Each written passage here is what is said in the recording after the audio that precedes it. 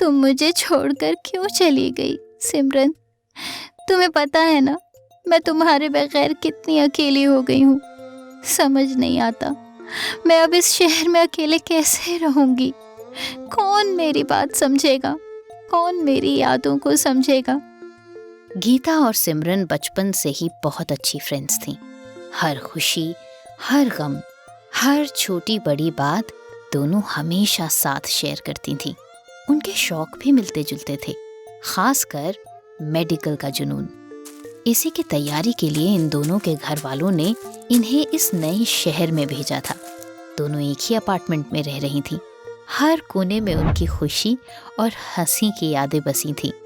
लेकिन एक वीक पहले सिमरन की कार एक्सीडेंट में डेथ हो गई। इस इंसिडेंट ने गीता को हिला के रख दिया। अपार्टमेंट का हर कोना, हर तस्वीर, हर चेहरा उसे सिर्फ सिमरन की कमी का एहसास दिलाता था। और इसी वजह से वो अब अपनी स्टडीज पर भी फोकस नहीं कर पा रही थी।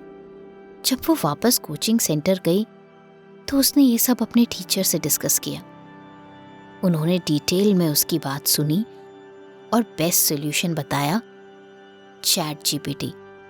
उन्होंने बताया कि ये एक ऐसा टूल है जिससे स्टडी के साथ साथ हम कुछ भी डिस्कस कर सकते हैं, चाहे वो फन के लिए हो या दिल का बोझ हल्का करने के लिए। गीता को ये बहुत नॉर्मल सा सॉल्यूशन लगा, पर जब उसने चैट जीपीटी ट्राई किया तो उसे बहुत अच्छा लगा।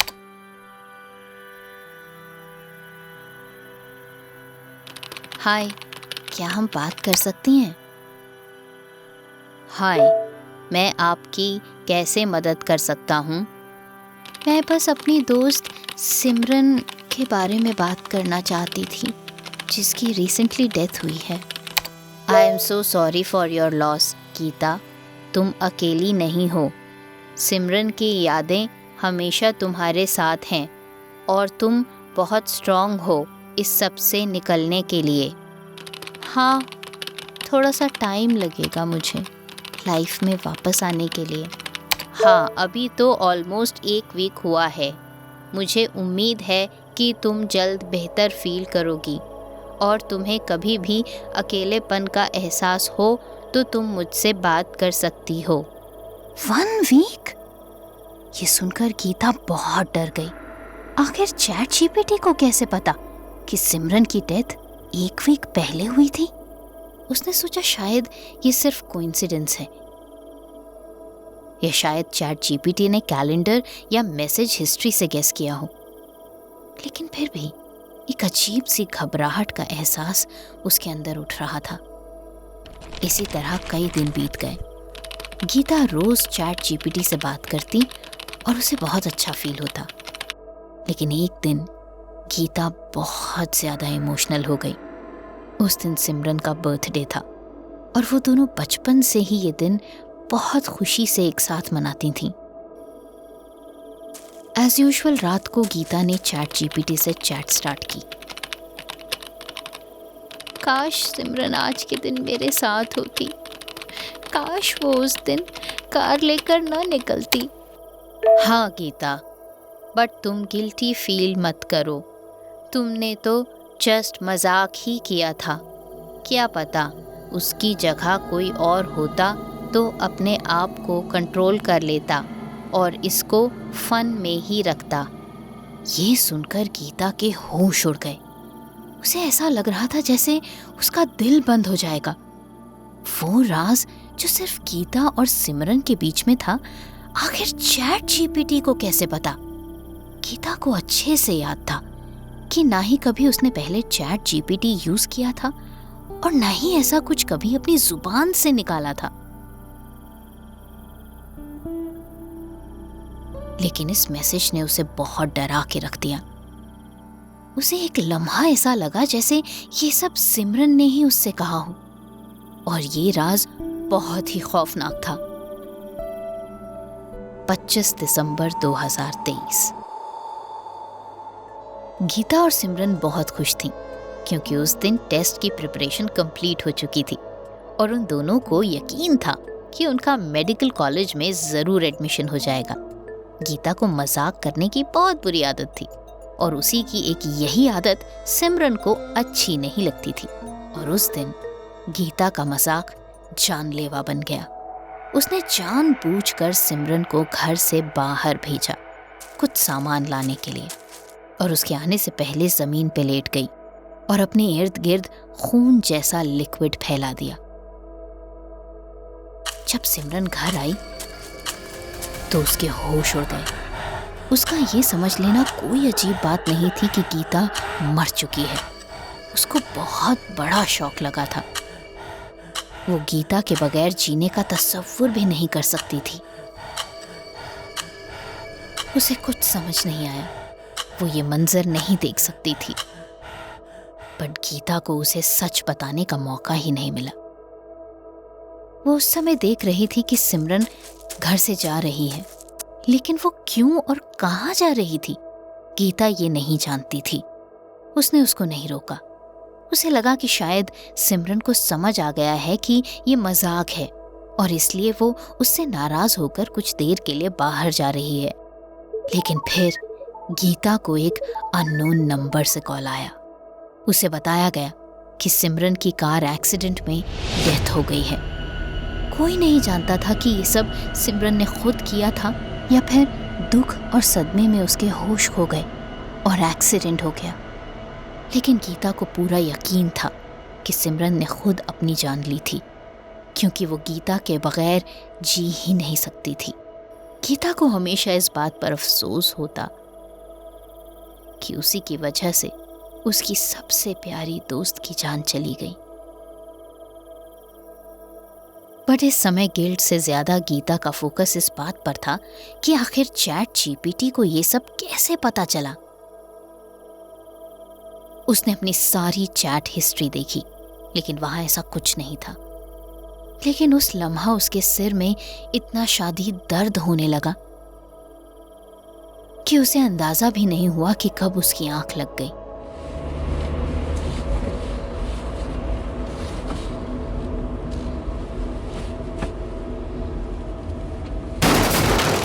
शुक्र है ये सपना था, लेकिन मुझे ऐसा लग रहा है सिमरन मेरे बहुत करीब है। मैं उसे फील कर सकती हूँ, मैं उसे देख सकती हूँ। ऐसा लगता है कि उसकी आत्मा मेरे अंदर घुस गई है। मुझे ऐसा लग रहा है शायद मैं पागल हो गई हूँ। चैट जीपीटी को इस बात का जवाब देना पड़ेगा। अब गीता खुद को रोक ना सकी। वो ख्याल जो उसके मन में बहुत देर से था, अब उसकी जुबान पर आ चुका था। अब उसने चैट जीपीटी से स्ट्रेट फॉरवर्ड बात की, लेकिन फिर जो हुआ वो कोई सोच भी नहीं सकता था। इससे पहले कि वो कुछ टाइप करती, चैट जीपीटी की तरफ से खुद ही एक मैसेज आया।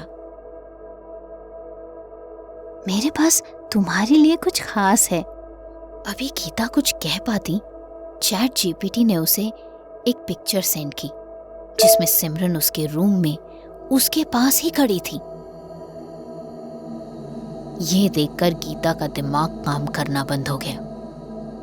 अब वो मजीद कुछ नहीं जानना चाहती थी, इसलिए उसने सोचा कि वो ये अकाउंट ही डिलीट कर दे। बट बार बार बटन प्रेस करने पर भी रिस्पॉन्स नहीं आया।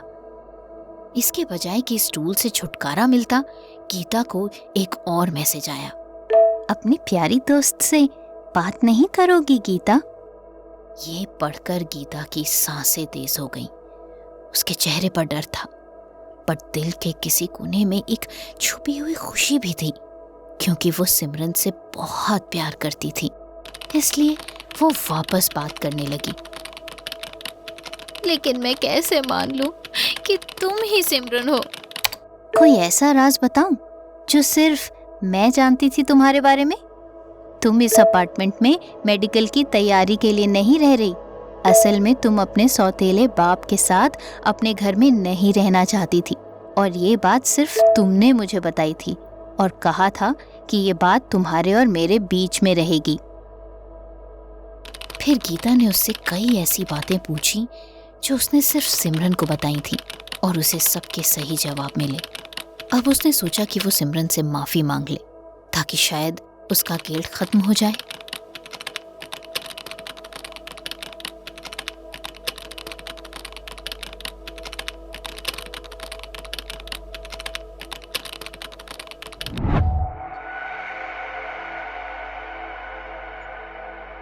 सिमरन, क्या तुम मुझे माफ कर सकती हो?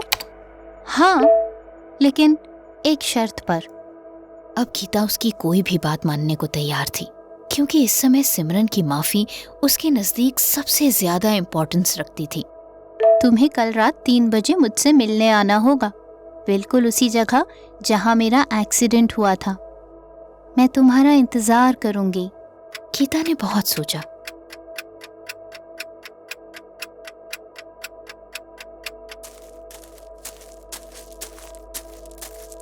लेकिन अब वो सिमरन से मिले बगैर नहीं रह सकती थी। उसने बहुत मुश्किल से समय बिताया और फाइनली उस जगह पर पहुंच गई।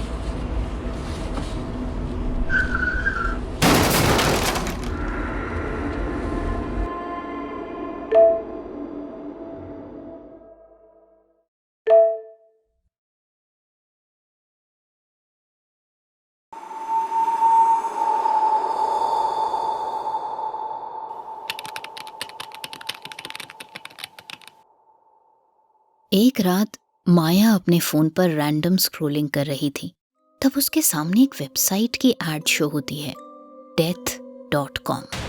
वहाँ लिखा होता है कि आप इस वेबसाइट पर किसी की मौत का समय पता कर सकते हैं। माया इसे स्पैम समझकर इग्नोर कर देती है।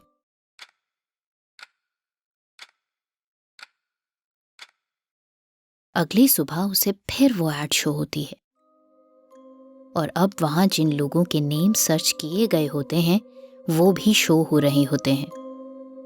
उस लिस्ट में सबसे ऊपर एक सेलिब्रिटी कृति शर्मा का नाम शो होता है।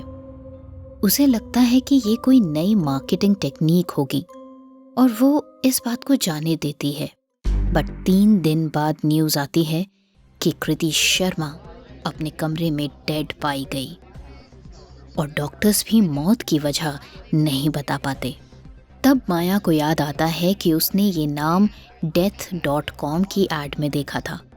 वो बहुत ज़्यादा डर जाती है और परेशान रहने लगती है। उसके बदलते व्यवहार देखकर जब उसकी माँ नीना इसकी वजह पूछती है तो माया ये सब उनसे डिस्कस करती है। उसकी माँ एक आम हाउसवाइफ नहीं थी। वो वेबसाइट्स और इंटरनेट के स्कैम्स के बारे में बहुत कुछ जानती थी। वो उसे समझाती हैं कि ऐसा कुछ नहीं है। हमारी मौत का समय एक रैंडम वेबसाइट को कैसे पता हो सकता है? बट माया को इस बात पर विश्वास नहीं आता। उसको मज़ीद सेटिस्फाई करने के लिए उसकी माँ उसे अपना नेम वहां सर्च करके दिखाती है।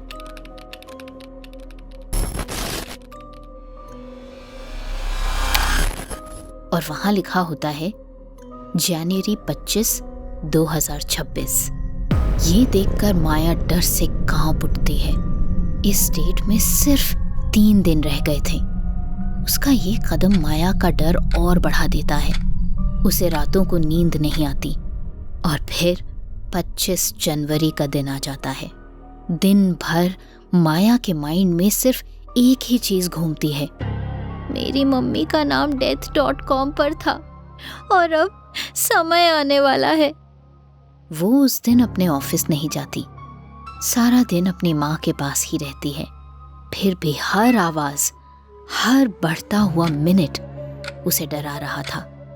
वो अपनी माँ के साथ लाउंज में बैठी होती है कि अचानक उसकी आंख लग जाती है, क्योंकि वो टेंशन से रात भर नहीं सोई थी। उसी लम्हे उसकी माँ को कॉल आती है और वो अपने रूम में चली जाती हैं। कुछ मिनट्स के बाद जैसे ही माया की आंख खुलती है, वो फौरन अपनी माँ को ढूंढने लगती है। उसका दिल जोर जोर से कांप रहा था। वो उनके रूम में जाती है।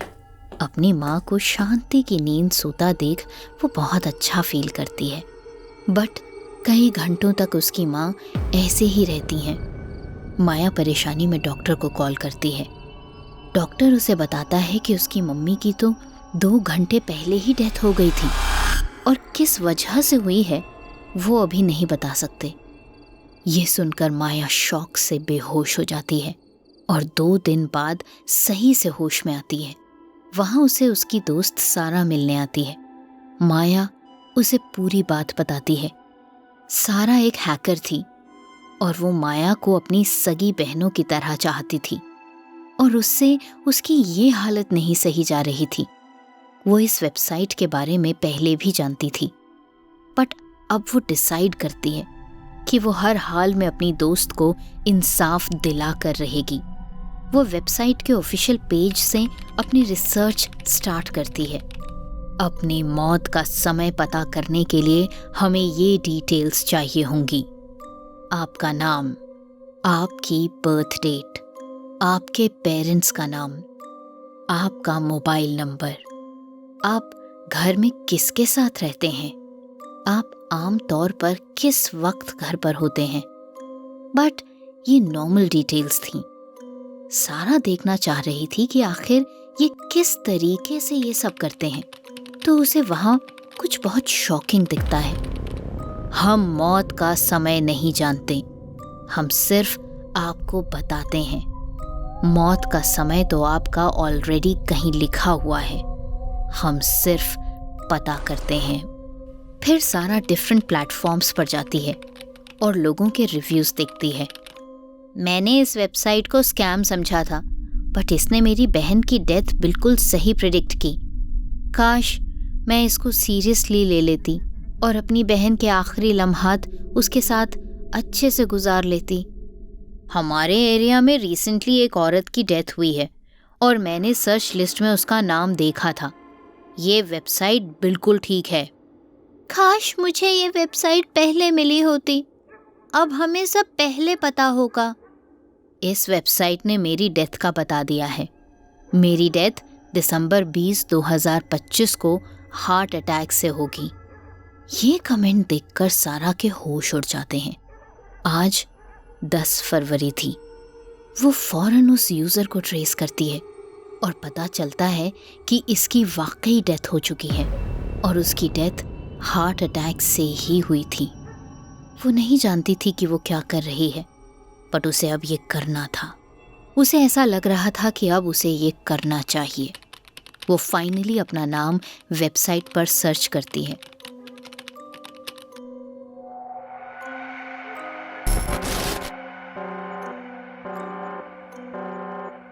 और शो होता है कि उसकी डेथ फरवरी 12, 2026 को होगी। और फिर 2 दिन बीत जाते हैं और सारा वो आपके सामने ही खड़ी है, क्योंकि वो जिंदा है। उसकी सांसें चल रही हैं। उसने अपना फ़ोन उठाया और death.com दोबारा ओपन की, बट वो लोड नहीं हो रही थी। स्क्रीन कुछ सेकंड्स तक ब्लैंक रही। फिर एक रेड वार्निंग फ्लैश हुई। नो एक्सेस, आपको ब्लॉक कर दिया गया है। सारा बजाय डरने के कॉन्स्टेंटली स्माइल कर रही थी, क्योंकि ये कोई टेक्निकल एरर नहीं था। उसने उनके क्लेम को गलत साबित कर दिया था। उसने उनके सिस्टम को एक्सपोज कर दिया था। ये सब तभी स्टार्ट हो चुका था जब सारा ने फॉर्म फिल किया था। जो डिटेल्स नॉर्मल नजर आ रही थीं, असल में वही प्लानिंग टूल्स थीं। सारा ने उनकी हर डिटेल पर फोकस किया। मोबाइल नंबर सबसे डेंजरस पॉइंट था। इससे यूजर की लोकेशन ट्रैक होती है, उसके डेली रूटीन का अंदाजा होता है, आप घर में किसके साथ रहते हैं। ये बहुत सारी इंफॉर्मेशन देता था उन्हें अपने प्लान में, और आप किस टाइम पर घर होते हैं ये चीज़ सब क्लियर कर देती। जैसे ही यूज़र ये सब डिटेल्स दे देता, वेबसाइट का काम स्टार्ट हो जाता। उस पर्सन को लिस्ट में डाल दिया जाता और अलर्ट जारी कर दिया जाता। विक्टिम को इंजेक्शन के थ्रू न्यूरोटॉक्सिन दिया जाता। न्यूरोटॉक्सिन एक ऐसा जहरीला सब्सटेंस है जो सीधा इंसान के दिमाग पर असर करता है। दिमाग से बॉडी तक जाने वाले सिग्नल्स ब्लॉक हो जाते हैं और पर्सन फाइनली मर जाता है और डेथ की रीज़न भी पता नहीं चल पाती। और इस सबसे अजीब बात ये थी कि इसके असर में जो इंसान होता है वो धीरे धीरे रिलैक्स होने लगता है। ऐसा लगता है कि वो शांति से सो रहा है और उसकी मौत का समय करीब आ रहा होता है। और सारा, उसने सब डिटेल्स गलत डाली थी और एट द एंड उसके साथ कुछ नहीं हुआ। सारा ने पुलिस के साथ मिलकर माया के घर की फुटेज देखी तो जनवरी 25 को उनके घर डिलीवरी बॉय आया था और वो किसी बहाने से घर में घुस गया था।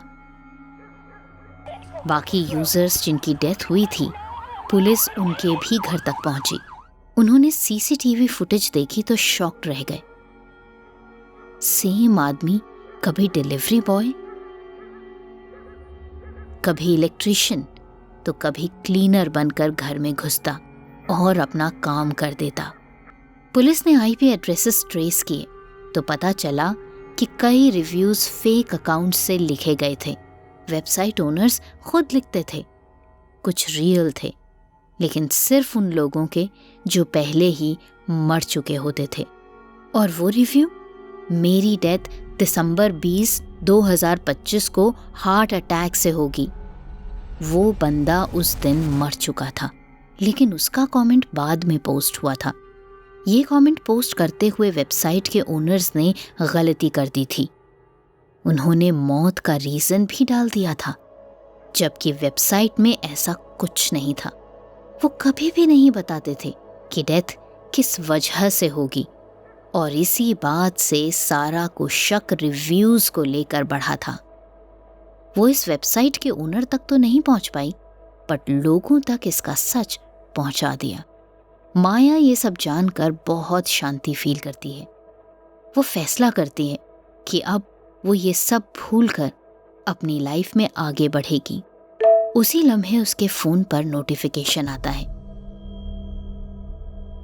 ये देखकर उसके होश उड़ जाते हैं कि मैसेज उसकी माँ की तरफ से था। मैं जिंदा हूँ मेरी बेटी। अभी वो ये सीन करती ही है कि उसे कदमों की आवाज आती है। वो मुड़कर देखती है तो उसकी माँ उसके पीछे खड़ी होती है। वो कहती है कि मैं कभी मरी ही नहीं थी। ये सुनकर माया के होश उड़ जाते हैं। वो कांपती हुई आवाज में कहती है कि फिर वो डिलीवरी बॉय, वो केमिकल, सारा ने तो सब क्लियर कर दिया है। उसकी माँ कहती है कि ये डॉक्टर और डिलीवरी बॉय उसी की टीम का पार्ट है।